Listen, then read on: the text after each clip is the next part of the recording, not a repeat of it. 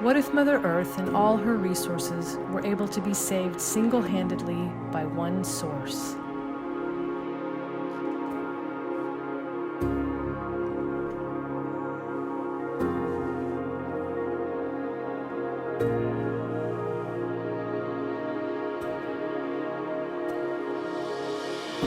Join us this coming January to be part of an important conversation to help create a sustainable world with one of Earth's most precious and powerful resources.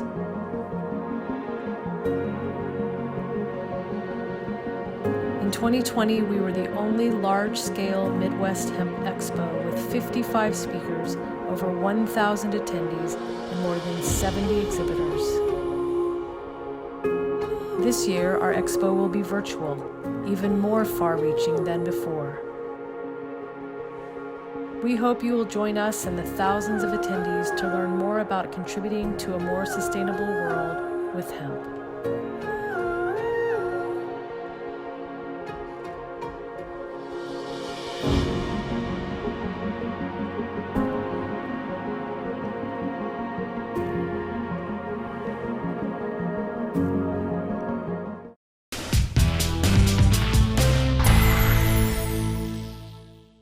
My name is Dave Crable. I'm with iHemp Michigan.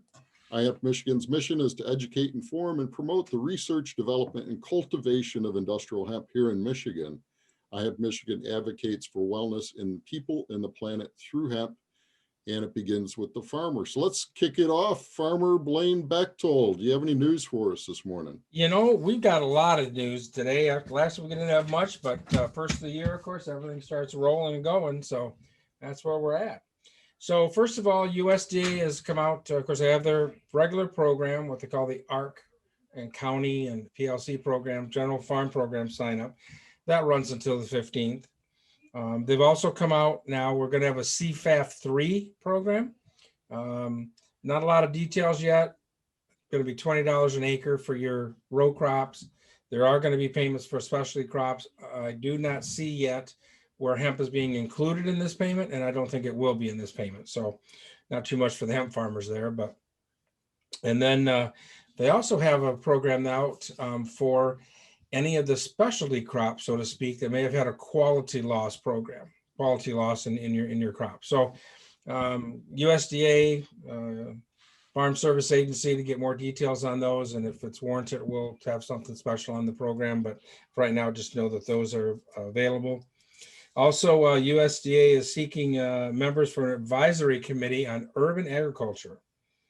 USDA is seeking members for a new advisory committee on urban agriculture, part of a broader effort to focus on the needs of urban farmers.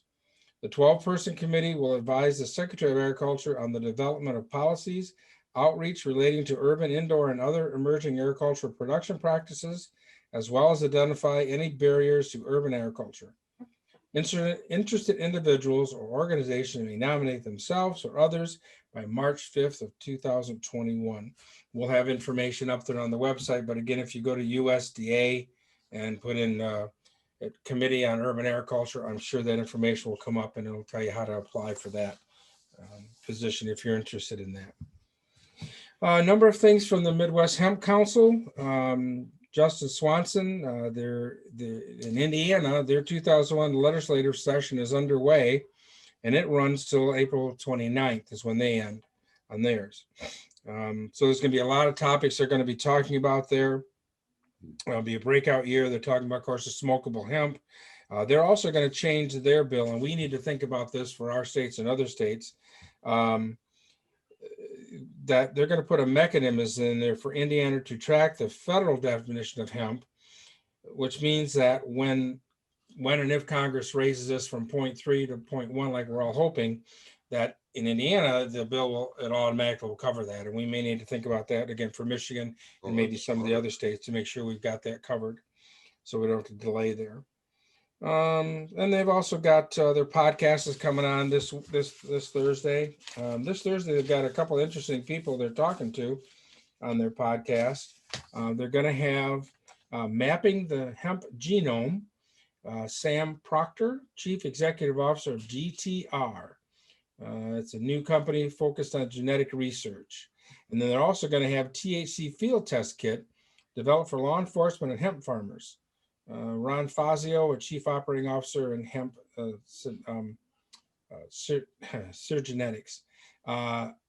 And that is on, that's not their podcast. That is on the Make Hemp Day, Hemp Day is what that is.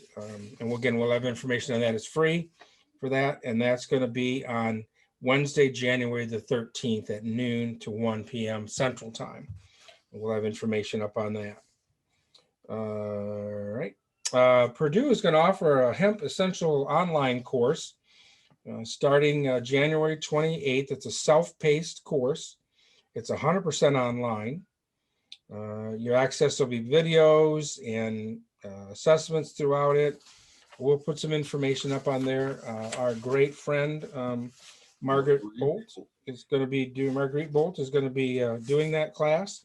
There is a fee for that class involved with that. So for more information, Purdue's Hemp Project, and then that'll get you to the information on that. So Marguerite, thanks for doing that. It's going to be a great course for people learning how to get into the hemp business and all that details on that. Hemp at the Crossroads has been postponed at this point until December 1st through the 3rd. We'll get more information on that when it comes out. If you had already bought your tickets or sponsorship or exhibitor, they're just going to roll that over to with the new meeting, which will be just December 1st through the 3rd. What else we got? A couple of things that are coming up. January the 11th, there's a webinar for risk management considerations for hemp producers. We talked about the 13th, make Hemp Day. And then for Indiana growers on January 13th, there's the ins and outs of the Indiana growing program for this year. So we'll have those. And what other good things have happened? Let's see in the news here.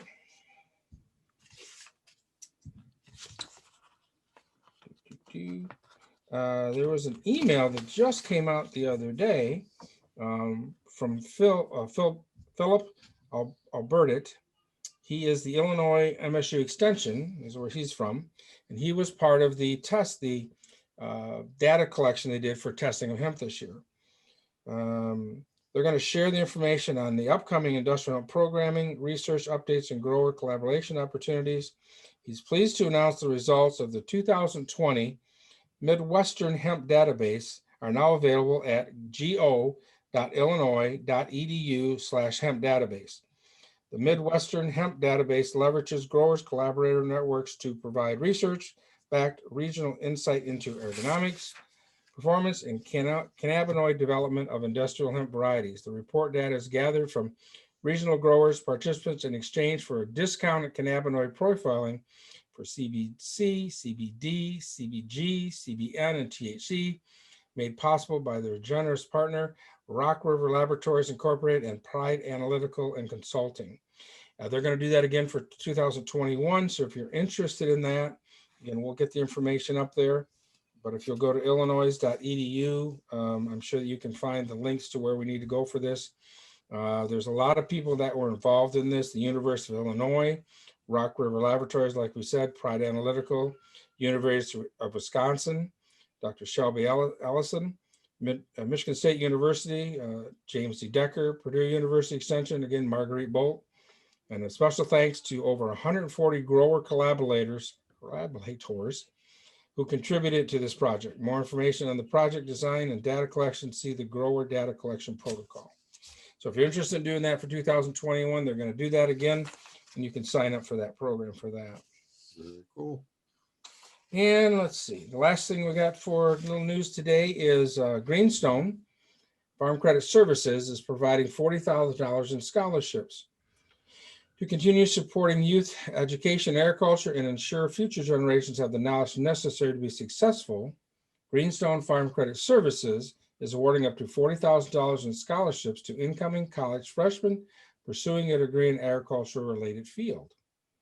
Scholarship applications must reside within Greenstone's territory, which includes Michigan and select counties in northeastern Wisconsin. Must be a full-time high school graduating senior, have at least a 3.0 grade average, and plan to study an agriculture-related field. In addition, applicants should demonstrate participation and leadership in school, community, and agricultural activities. Applications must be submitted by February 29th, 2021. And for further details on that, go to greenstonefcs.com scholarships. All right, thank you, And Dave, Blaine. that's about the good news we got for today. Mike Brennan, our friend Mike Brennan from the Michigan Marijuana Report and 420 Post. What, do you have anything for us? Yeah, a couple of things actually. On January 4th, the Michigan Marijuana Regulatory Agency put out a technical bulletin on how one can apply for a permit to do cannabis infused beverages. Now, that's been talked about for a while. That would be beers or, fruit juices or whatever. They outline in there what they want to see from you, and they're very particular, obviously. They want to see your formula. They want to know how you're going to do it, because obviously this is going into human bodies, and we want to make sure everything's safe along those lines. But there's been a lot of talk about this for a while. Everybody is interested in doing this, and now they have some details from the state about how they can go for the permits in order to do that. Certainly, CBD infused products and beverages, that would probably be the next step kind of thing, which I would be very interested in with all this as I get older and have all these aches and pains, right? So. The other thing that happened this week on a national level is that, as you know, in Georgia, both of those seats went to Democrats, which now means that the U.S. Senate, with the help of Vice President-elect Kamala Harris, will be dominated by the Democrats. And the reason that's important is the MORE Act was approved by the House in December. And the MORE Act would do a number of things, including deschedule cannabis as a Schedule I drug. I'm not sure how low it would go, whether it go down to 2 or 3 or 4, it'd still be determined. And it ran into a stonewall called Mitch in the Senate there. And so now he's not in control. Now he's the minority leader. The cannabis community is very excited, thinking that the Democrats will now, in the Senate at least, will now be on board with this, and it may or may not affect the hemp thing. We talked about yesterday on my show, will we get to 1%? Well, I think you're going to get a much more receptive audience in the Senate now for moving that up, because most of those Democrats don't agree with that standard. To be determined, see what happens next. We got to get everybody in office, and it'll take a while for it to work its way through Congress. And I don't know whether that'd be a high priority for the Biden administration when there's so many other things he has to deal with. But certainly it's very encouraging news, and the folks in the marijuana world are quite excited about that. So there you go. That's a couple of things I wanted to share with you. All right. And Blaine, you want to introduce our guests? They've been patiently waiting, and we're in the kitchen, got things going. This is cool. Yeah, this is going to be a real cooking show today, folks. I do have a nice side dish to go with theirs, and maybe we'll get to that at the end. I'll do that, but I'm going to leave it up to the professionals to do what they do. Well, the other thing you got to do, Blaine, is make sure they get a hemper hat to wear next time they come out. Oh yeah, so, that would be a good thing. Well, we are going to send them some of the yummy maple syrup, so I got to get an address from you in the end here. Yeah, all of our guests get that. So yeah, awesome. Or if you like, I could even send you some hemp seed oil. So you got your choice of either or. So. You got it all going there. Well, we have Dennis and Lance Lampier today joining us. Denise, yes. I say, sorry. That's okay. What happens when we have live show? It just happens that way. It's okay. So they have a business called BBNH. And the couple has over 25 years experience in food service and customer-focused businesses. It's a food service company specializing in performance nutrition for our nation's warrior athletes, understanding the importance of proper nutrition to enhance the warfare performance during training. BBNH is committed to providing high-quality service and fresh ingredients in their menu items. So with that, guys, I had the pleasure of meeting Lance earlier this year. So it was great meeting you, but I'm going to let you guys take it over and fill us in and help us out here. Well, thanks for having us today. Let's see, we've been doing this, for quite some time. With our clients kind of range from military special forces to police training. And one of the requirements that we get from time to time is portable protein. So we sourced out some different portable protein options. One of the options that we received or that we bought, we started looking at the ingredients and realized there was hemp in it. We're like, holy crap, this is, what's this all about? So before we get into the actual cooking segment, I'll just kind of let Denise kind of explain why hemp was attractive to us, or what we saw and how it related to our food and how we can use it in food production. Right. So we started investigating hemp and looking at hemp in that protein. And again, like Lance said, kind of questioning why was hemp included in a protein bar. And as we started doing our nutrition kind of research, we really found how healthy hemp was as a food source. And as maybe and maybe the people watching this know, but hemp seed, hulled hemp, and hemp oil are all FDA approved for human consumption. And I know that's something, as we talk to people about hemp, it's still kind of unknown that is available and approved. But one that's important because it is such a great food source. First of all, as we started doing our research and understanding why hemp was in some of these protein bars, we found out hemp is a complete protein. And so, having a complete protein is important, one, if you're in a vegan diet, but a complete protein, as you know, is a protein that includes all of the amino acids that your body needs for function. And it includes the ones that your body can't make, but needs to get from food. And so hemp is one of those plant proteins that definitely fall into that category. And it's, one, it kind of falls into that category of being an easy transportable protein that we were looking at. But then as we even looked at further information, nutrition, and again, like you mentioned in our intro, we kind of specialize in performance nutrition. What is going to give clients kind of that added edge, I guess, in nutrition? And hemp seed, again, kind of came up as being a balanced omega-6 and 3 protein. And why is that important in looking at protein? So the omega-6 and 3s are considered your good fats. And with protein being balanced, it has a 3-to-1, 3 omega-6 to 1 omega-3. The American diet is shown to have about a 20-to-1, which is way out of balance. So they say you need to be about a 4-to-1 balance to kind of have that healthy balance between those two fats. Omega-6 is actually an inflammatory, whereas omega-3 is kind of the anti-inflammatory. So they work really well together, but if one is higher, they can actually do more damage to your body.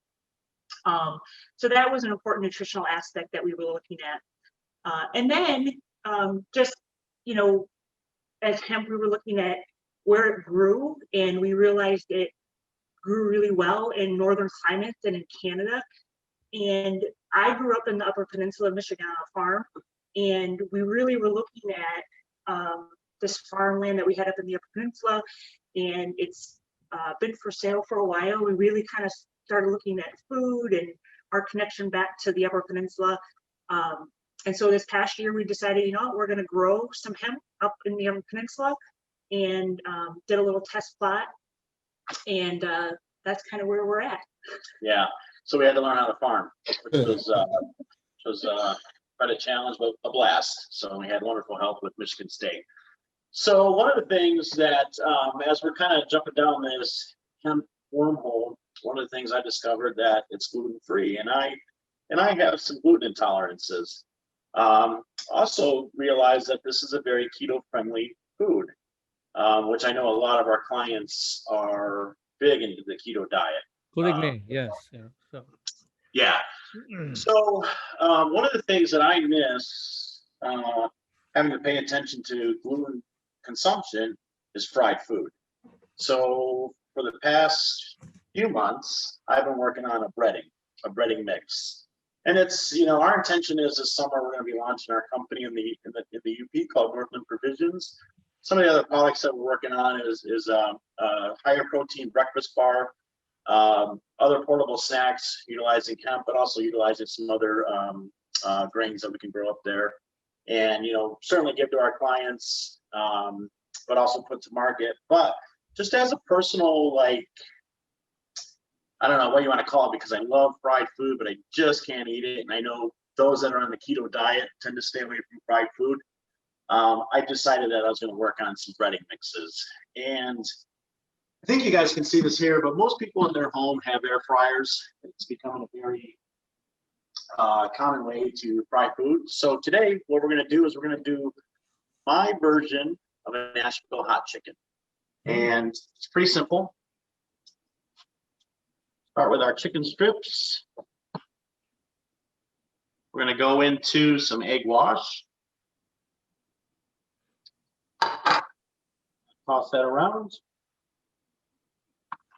We're going to take our breading mix, which has, once again, no flour, nothing that someone with keto can eat, nothing with someone with gluten intolerances can eat. Can you tell us what's in the breading mix? What's that? What's in the breading mix? Well, it's my proprietary Your seasoning. secret sauce? recipe, right? I was wondering. I thought I'd Who ask. do we tell? Come on, you know. The Colonel's got his secrets. I've got mine. So All right. this Yeah, is all right. this is This is like hopefully Colonel something that will, Sanders, right? What's that? This is like Colonel Sanders. Your This version. is, yeah, this is like Colonel Sanders stuff Got here. it. So yeah, Okay. I do plan on producing this in our facility in the Upper Peninsula. But this is more of a shake and bake style, which I think is very easy for people to do in their home. And quite frankly, we'll use this on our contracts too. So, but the main ingredient is hemp. Huh. We'll give it a shake. Red hemp or hemp hearts or what? Can you tell us that? Hemp hearts, yeah. Yep, Okay, hemp yeah. hearts. Yeah.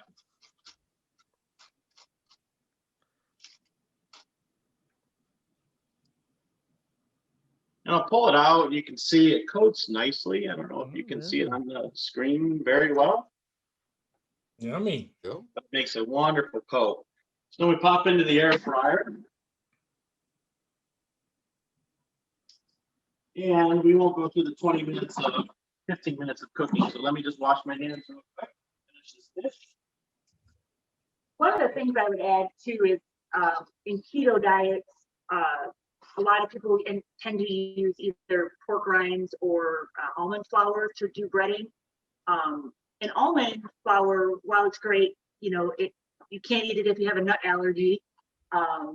And also, almond flour does have very high omega-6 to 1 ratio. So when you add the chicken on top of that, you're really kind of, again, bumping up that omega-6 to 3 ratio. With the chicken breast, adding the hemp, so chicken breast is about a 13 to 1. You add the hemp on it, it automatically kind of drops it back down to that 3 to 1 ratio. Again, good for gluten-free, good for keto, good for nut allergies. Because Great for performance. When our clients, they are very serious about their nutrition, about their bodies, and about their performance. So this is, one of the other inspirations for us, I guess you could say. So finished product, we have fried chicken tenders. And then today, I don't know if you can see, I guess I'll come back here. Today we're going to finish it off with a little buttery hot sauce. This is a dish that we do, Nashville hot chicken. Boy, I wish we had taste-o-vision. I wish you guys did too, because the taste is quite good. Bread and butter pickles. Oh, And then we gotta have a little green. We gotta be, So there we go. Wow. Breaded yeah. fried chicken tenders, gluten-free, keto-friendly, and I also claim that it's diabetic-friendly too, and we can start enjoying fried foods again. So one of our judges for the Hempies Awards wants you to submit that. Can you bring some down to them Saturday so they can try it out? yeah, I could. We're judging Saturday in Lansing. Oh, in Lansing on For the Saturday. Hempies Awards. Where are you guys located, by the way? We are in the southwest corner of Michigan, a little town called Union. So if you know where Elkhart, Indiana is, we're just across the state line. Oh, okay. So Yeah, if I can tell you flavor wise, it's savory. We have been focusing on to make sure we didn't over salt. One of the one of the things that you're going to get with hemp seed is you're going to get that really earthy taste. So we need to tone that down just a little bit, because I think as this gets out to, the public or our clients, the reaction to that really strong earthy taste, they may not like it. So we're figuring out seasonings to kind of balance that out, but not just kill it with salt or kill it with sugar. But what we discovered is, like, we think it's a nice buttery taste, savory, buttery taste. It's a little different. I mean, this isn't going to taste like Chick-fil-A, but I know I have a 9-year-old boy who's very picky eater, and he loves it. He loves eating this stuff. Cool. So yeah, we'll see. We'll see how it works out. Do you have any of your recipes ready for market, so to speak, and that kind of thing? Because with the Hempy Awards that we're going to do Saturday, even if you don't have the product, if you have the recipe and stuff, you could enter that in. Yeah. Yes, we have recipes, but they're kind of, they're kind of our proprietary. You think you can't talk today? Our proprietary stuff that we're using for manufacturing. So I don't, yes, I'd like to share, but with our breakfast bars that we're doing, or we're going to be doing, that's just. We'll get you next year when you actually are manufacturer making the product. That's when we'll get you in. Then. Yeah, we'll get down there where you can actually taste the stuff. Yeah, we'll make it. You can taste it. So for your clients, are you supplying them with the batter? Is that what you're doing, or what do you do for them? Yeah, well, we actually prepare the food. So we have just shy of 30 employees. We're spread across the United States, and we actually cook for them. So we supply ourselves with it. Mm-hmm. Yeah. So are you seeing any, obviously you're not seeing any problems from with the armed forces with using hemp? I know they had an issue with soldiers using CBD products. Yeah. Of course, this is different. This is hemp, so Right. hemp parts. But any problems there? Any? No, this is still kind of a new rollout in our company, so we don't have a ton of exposure, but because it's FDA approved, they're able to consume this, and we've been using hemp in some of the products that we've been buying for the portable snacks, or hemp's been one of the ingredients. If you're familiar with, I'll tell you the snack that we get. Are you guys familiar with Epic bars? Yeah, I've seen them. Yeah, so some of their meat bars, they have really great combinations in meat bars, and a lot of their meat bars have hemp as an additional source of protein. So that's kind of what I guess triggered us to start exploring into this. So do you have any of your other products handy that you could show us on the screen? I'm kind of curious to see these bars. No? Yes? No, I don't.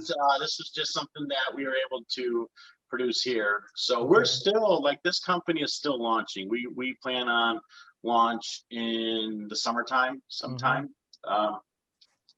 Yeah, I guess, you know what? I take that back. We do have some muffins made up. Denise is over there flagging me. So yeah, some of our muffins. This is where you can do what we call on my show a shameless plug. So I'm throwing this out to you, so you can hit that out of the ballpark. So. Oh, I appreciate the shameless plug.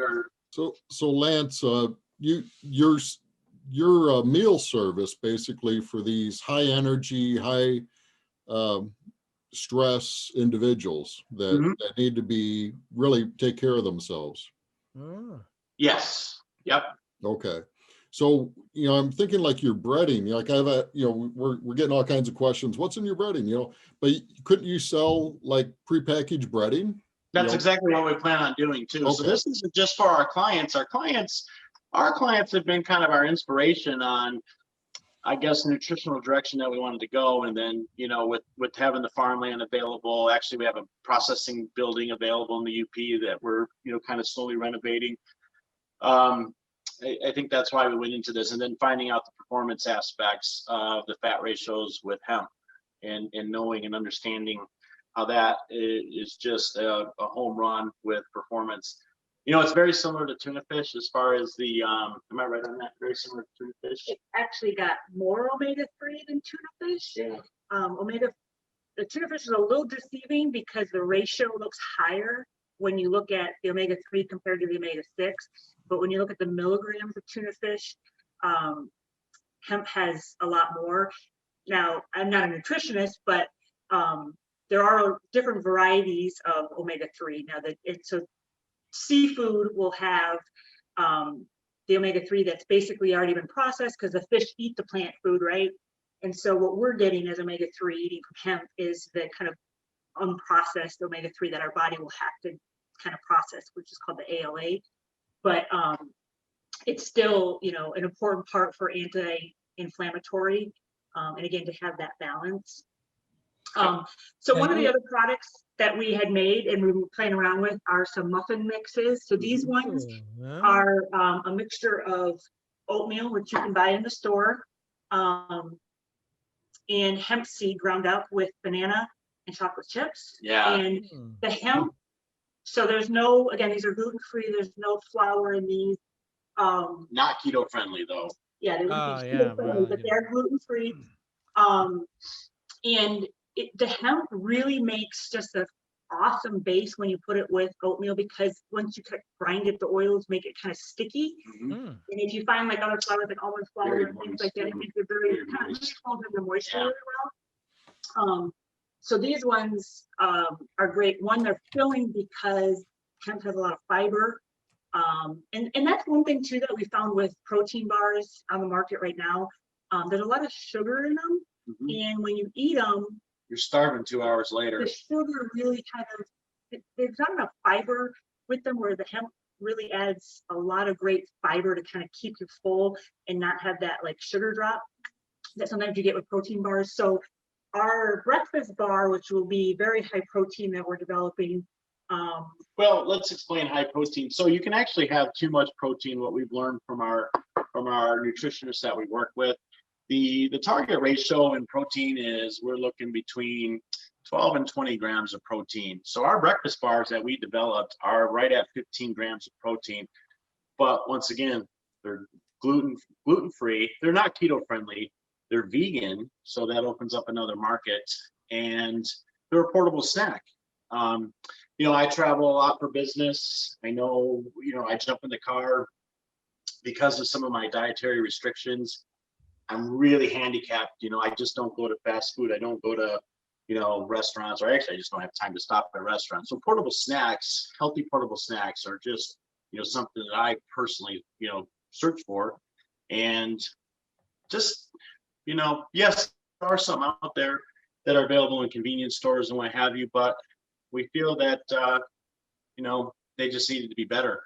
So that's kind of why What's the we're. name? You said the name pretty quickly, Lance, when the company name. What are you going to Our market? name is going to be called Northland Provisions. Northland Provisions, okay? Yep. Yep. And there's not a website made yet. Okay, that's fine. So we're still, I mean, it's still in development.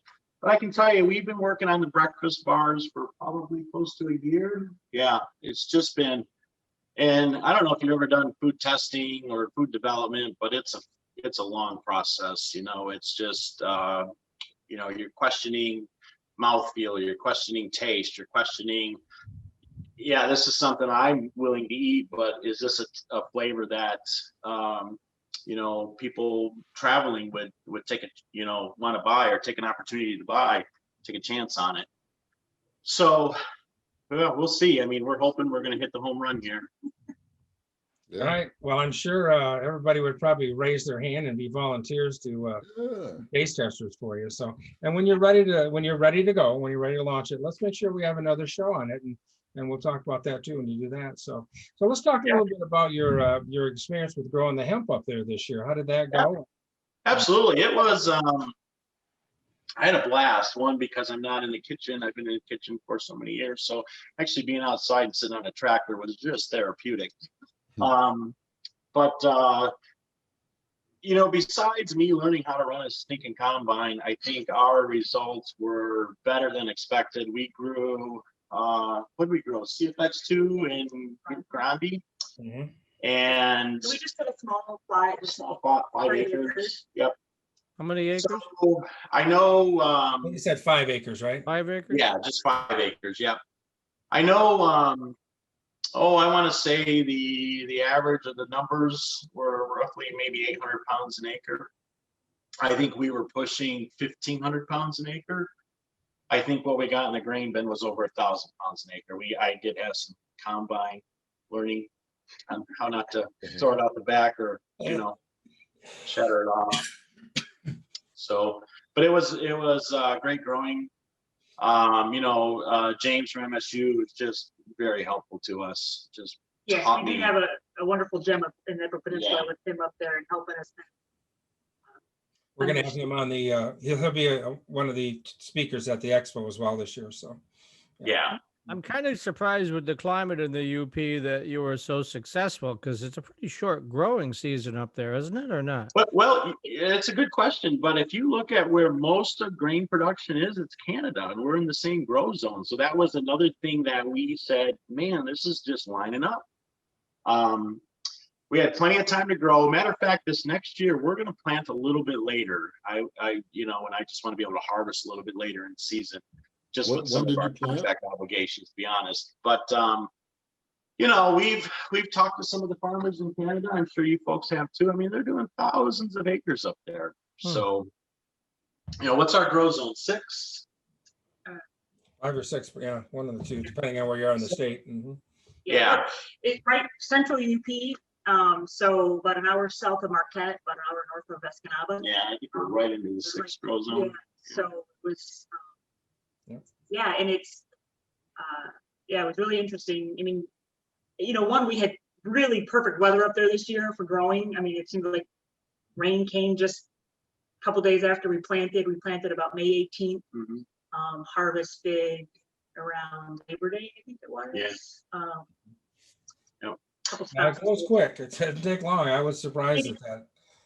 I mean, it grew, and I know next year, we, full honesty, I mean, I think we're going to just stick with one variety.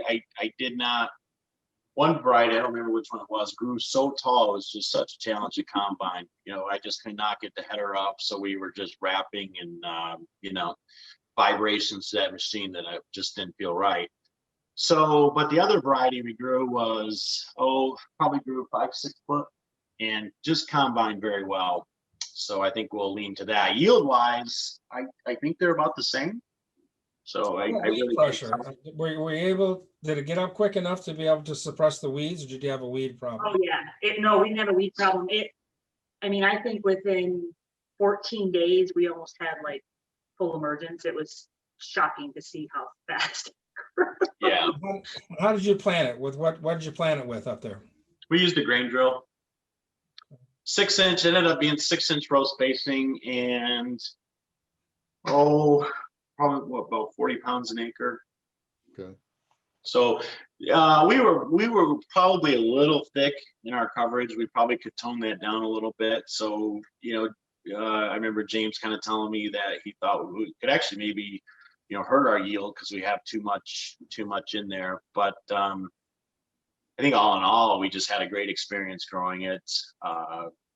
Great experience harvesting it. Blaine, I'll be honest with you. I wish I would have listened to you before it went into. Well, there was your mistake right there. So I mean. Well, here Blaine told me, he goes, no, clean it before you put it in the bin. The guys in Canada told me, no, get it in the bin, get it dry, then clean it. Holy cow! Next year it's getting clean before it goes in the bin because it was a lot of learning, and I think we're both kind of glad that we just did a small acreage just to kind of learn the best way to do it. Our farm name is Wind and Tide Farms. If you go to our Instagram, we do have some pictures of the fields there that you can see. But when the males started popping out, you had to have a fairly large workforce to work that. 5 acres is actually pretty big, right? You don't pull the males on. Grain and fiber, you don't pull the males. Oh, you don't? Okay. You want the males. You want them doing their little thing there. Yeah, and that honestly is I thought the beauty of this crop as we started really looking into it, because we looked at CBD, we looked at this, and the infrastructure out there that we would probably need to make CBD work. And then all of a sudden it kind of came to us like, wait a minute, we're in the food business. Why don't we grow hemp as food? Yeah. And, then we really kind of realized the nutritional aspects of it. But yeah, honestly, we didn't have, once we planted it, we didn't really have to do anything to it until we harvested it. And just looked at it, just looked how pretty it was. Oh, and how watered, perfect it was, and it's so beautiful. that's all we did to, Huh. So what are you guys finding, being able to add this to food, right? We don't have the blessings yet of everything. So what obstacles or what things are you seeing on from that side that has to be changed or differently so that you can do the things we want to with food? I, want to go or you Well, I think one thing that is an education of people definitely. to understand what hemp is as food. As we all know, it all comes from the cannabis sativa plant, right? And so when people hear cannabis, they think, oh, is that marijuana? And I can't tell you how many times people ask us if we're making edibles. We're not making edibles. And, one of the things that I really use to try to explain it to people, what we're doing is I say, take a look at corn, right? Corn, the scientific name for corn is maize. But yet corn has all different kinds of strains, right? It has popcorn, it has seed corn, it's Indian corn. It's the same thing with cannabis sativa. That's kind of the name of the plant, but it has different strains for different uses. So, this strain is for food. There's the CBD strain that falls under, industrial hemp. And then there's marijuana, which is a different strain for a different completely use, So I think one of the things is we really have to have people understand it's just like any other crop with the same name. There's just different strains, there's different varieties. This is food safe, or safe for human consumption. And that's one of the things, that we talk to people about what we're doing. It's really having them understand, like, It's not going to get you high. it's not marijuana, Yeah. even though it's, part of the same plant name. With such a large acreage, did you have any issues with security? People mistaking it for marijuana and wanting to rip you off, kind of thing, or? Well, no, I mean, so Northland has about maybe 15 people in it. I went to the town gossip and I said, you know what, you can go and smoke that whole darn field. There you and no go. one's gonna Knock get yourself high. out, right? So. Yep. But and then the other joke was is they thought it was Denise's sister growing marijuana. So that Ah. got real fast too. So yeah, we were the talk of the town. People are like, "Ooh, look at all that marijuana growing." So once we told the town gossip, yeah, it quickly went away. So Yeah.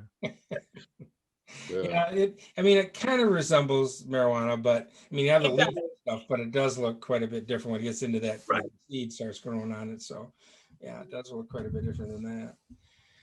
Well, that's great. Well, we wish you continued success with that, and keep thank pushing you. on that. And now, when you do there's a couple different things we've talked about here. We've talked about hemp hearts, which is the heart of the seed, and then we've talked about seeds. So when you're going to be doing your bars and stuff, do you use the whole seed, the hull and everything, or just mostly the hemp heart?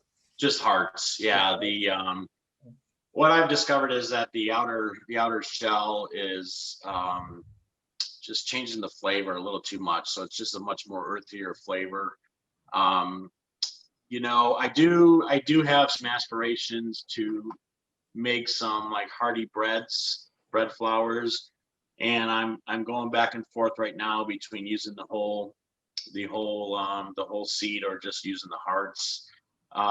In my head, I think that we can get a really nice hearty bread using the whole seed. So if we run it through like a press and press the oil out, then we can take that cake, turn that into a bread flour. But we do have to mix that off. So I'm playing around with the ratios on how much of that would go in, so we're not overpowering it.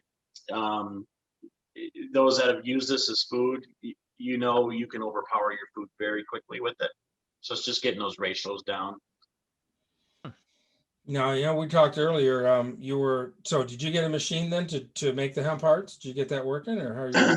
Well, I have had some success. I know we're using it's called Grain Maker. They make them in Montana.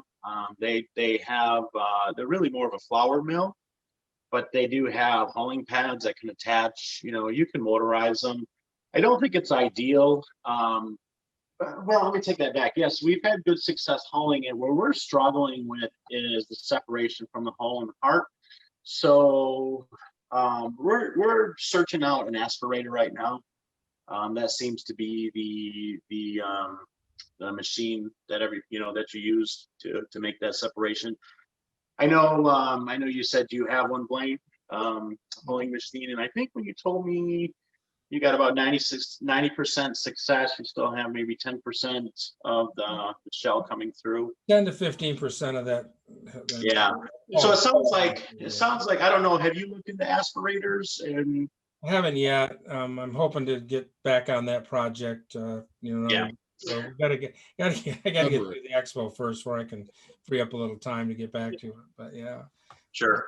and we're doing okay. We were able to make the flour, so we have that available too. So, yep, and the oil. So, yep, it's working Great. well. Yeah, It's awesome. Clyde was asking, what kind of combine did you use? Oh, it's an older International. It's like in the mid 1980s. I don't remember the numbers. 1460. So 20 foot head, just pretty basic combine by today's standards. So And then it worked well. Sue's asking, what type of soil did you plant in? Was it sandy? Sandy loam, yep. Sandy loam. Right, and that is another benefit of where we planted the UP. I mean, the soil really is ideal, for growing hemp, for sandy loam. Okay, and then last question we have from the audience so far, and just post your questions in the Q&A if you have them, but do you plan to enter the retail market with your breakfast bar? The protein content you mentioned sounds impressive. Yes, I do. Yep, that is one of our goals, our visions. Yeah, we'll definitely enter. What's the calorie count on that? Calorie count? Oh, 270. I think it was 270. Yeah. 70. Yeah. Sorry, I wasn't prepared on that, but I Okay. think it's 270, somewhere around there. And then the bar size will be a 2.5 ounce bar, which I think puts us a little bit larger than like a Cliff bar, or about the same size as a Cliff bar. Okay. Will you be white labeling that? Do you see? Doing what? White I want labeling? to put. Can I put the Turtle Pond Botanical label on your bar and retail it myself? Can you buy the bar? Oh. Can you buy the bars from me? Never thought about it. I don't We'll know. talk. Just give me a call. We can talk about that stuff. Yeah. I know a web guy too that we can do some bartering, so we'll talk about that. Okay. Sounds good. So it's exciting to see you guys grow. Now your background's in food? Yes. Yeah. Yep. So you were already had this some food business going, or? Yeah. So we've been doing military contracts since 2011. Prior to that, the full gambit of restaurants and what have you. So yeah, been involved in food since I was 16.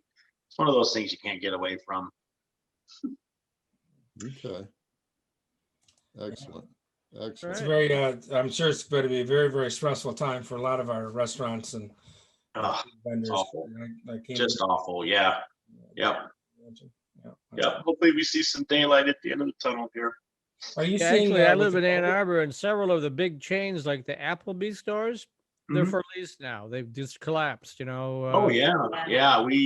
Some of the previous companies I with have gone away or going away. It's a tough market. Fortunately, we're on military bases, so we don't have the overhead of the building or that. So we just have to lay people off and slow down. And that's happened this year to us too.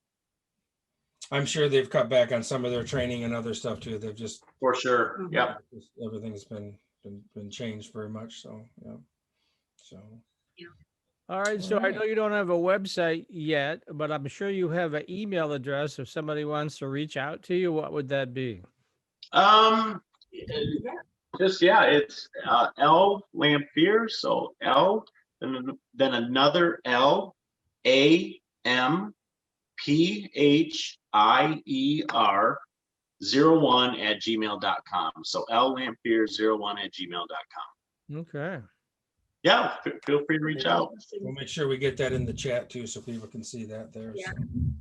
And one of the things I think that's exciting to us, and I'll just kind of close with this, growing up into the UP, and being on a family farm that kind of went out of the dairy business and the potato business, and which is sad to see a lot of the farms up in the Upper Peninsula. One of the things that also I think was exciting to us about growing this in the UP is, could this be an emergence of a new kind of crop that's available in the UP? And so part of what we want to do up there in processing it is not only for ourselves and for the food that we want to create, but also is there an opportunity for other farmers to grow it, and then we can kind of create that processing center, like literally in the middle of the UP. So that also is exciting to us too. And we've been, again, working with MSU Product Center and different things like that on kind of creating some things up there. Well, it's going to be exciting when we can actually use this in livestock feed too. I mean, we know how good it is for our bodies, right? And Yeah. Oh, yeah. Animals got the same situations there, so. Exact same situation, yeah. And I think it helps balance their fats out too. Mhm. Yeah, for sure. Yeah. So it's just going to take us a while to get through all those steps to get this done. But I do see that, again, with the grain for sure, that I think it's going to be a rotational crop for farmers in the future. And Mhm. I think Yeah. we have some experiments going down here on a small scale, and we're trying to ramp that up a little bit. So Hunter Bluffington will be talking a lot about that she's from the Feed Coalition, and she'll be talking a lot about where we are with that going forward. So we're excited.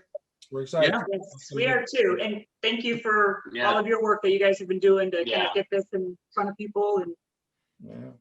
Well, we appreciate you guys taking your time out of your busy schedule and inviting us into your home. And now, unfortunately, I've got to go out and buy an air fryer now today, so I got to get an air fryer going. So yeah, they're really easy, and kind of becoming a common appliance in the household. So I should have put that on the Christmas list. I guess I didn't. So now, now I have to go to myself.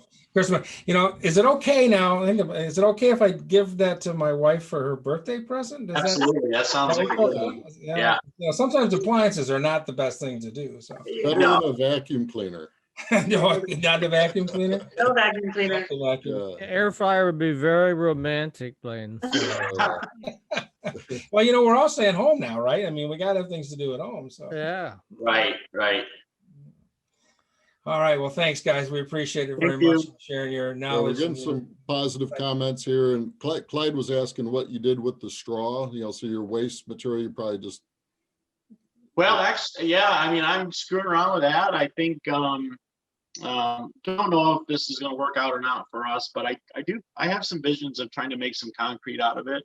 And seeing if we can use that for just some of our farming application. I don't think you can use that for animal bedding still to this day, can you? Yeah. Yeah, animal bedding's okay. Yeah. It is, okay. So yeah.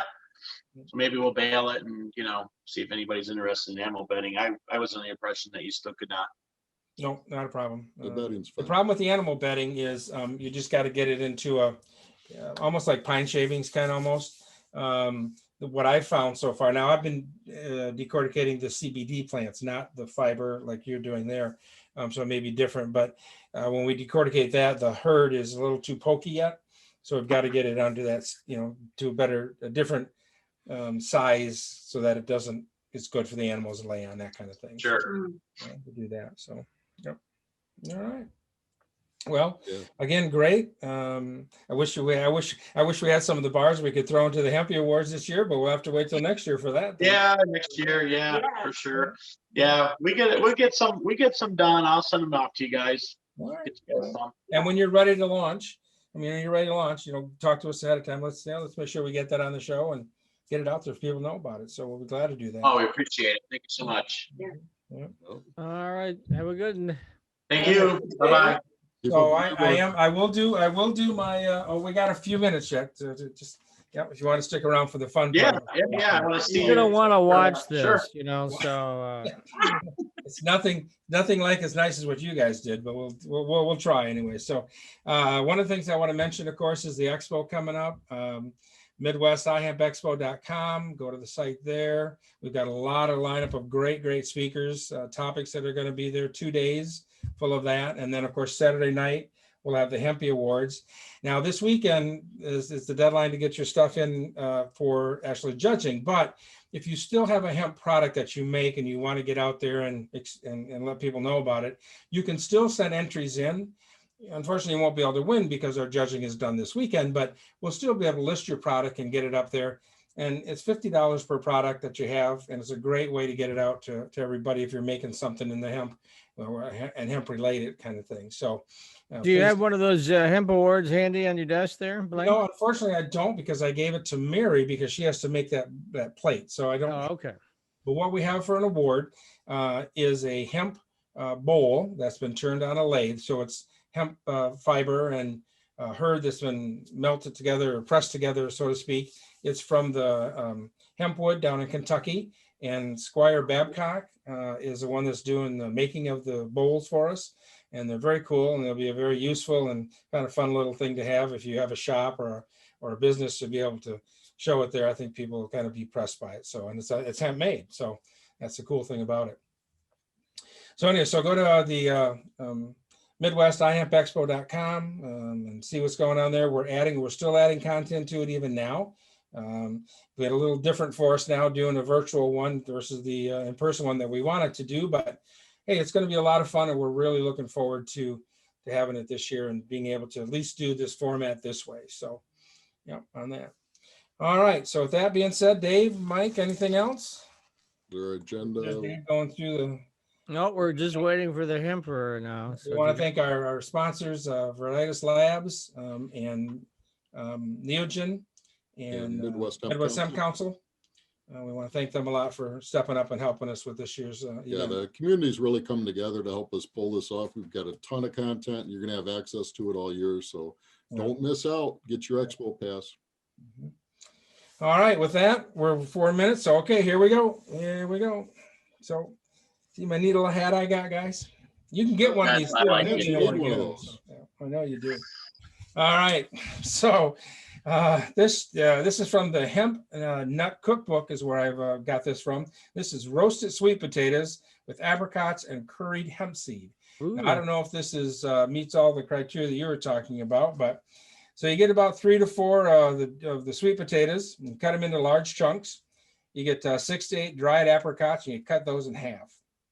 And they say use extra virgin olive oil, but we always change that out with hemp seed oil. Of course. The Hemper's hemp seed oil? I don't have my little bottle with me. Darn it. Man. No props today, huh? Wait a second. Wait a second. Yeah. I got one that's here. Here we go. All right. There we go. Okay. So again, shameless plug, I know, but that's the way it goes. So use hemp seed oil instead of olive oil. Zest from 2 lemons, 4 to 6 teaspoons. Sea salt, a cup of curry powder, a half a cup of shelled hemp seeds, and 2 to 3 sprigs of fresh parsley minced. Sounds good. Simple. You preheat the oven to 375. Throw them in there. Drizzle generously with the hemp seed oil. Sprinkle with the lemon zest and the salt, and cover and bake for 45 minutes. Uncover and return to the oven for about 7 to 10 minutes until the sweet potatoes are lightly browned. Then while you're doing that or before, and you can make this before, place the curry powder in a dry skillet over medium heat. Dry roast the curry powder for 1 to 2 minutes. Reduce the heat to low and simmer with the hemp seeds.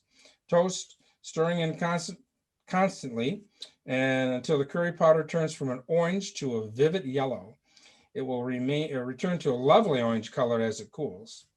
To serve, sprinkle the cooked sweet potatoes with the curried hemp seed and fresh parsley. And we'll be putting this 2 weeks from now. We have our little family Christmas we're going to have, and this will be on the table for sure. So, again, guys, thanks a lot. You're awesome. I got to try to emulate now. You've raised what I have to do now, so I have to do a little live version that we can put in there for a video or something in the future. So, Thanks for having Yeah, us. thank you for having us. all right, thanks, guys. All right, great show. Right. Thanks. All right. Thanks, everyone. Oh, and Happy New Year, everyone. Yeah, So, happy next New week's Year, show- mate. Next week's show will be the HIA. Jody McGinnis is going to be with us. He's going to help us with one of the things we need to talk to is our legislators while they're home about some of the bills that we want to see passed. And one is, of course, getting the THC up to that 1%. So he'll be on next week for next week's show. Excellent. Until then. All right. Thanks.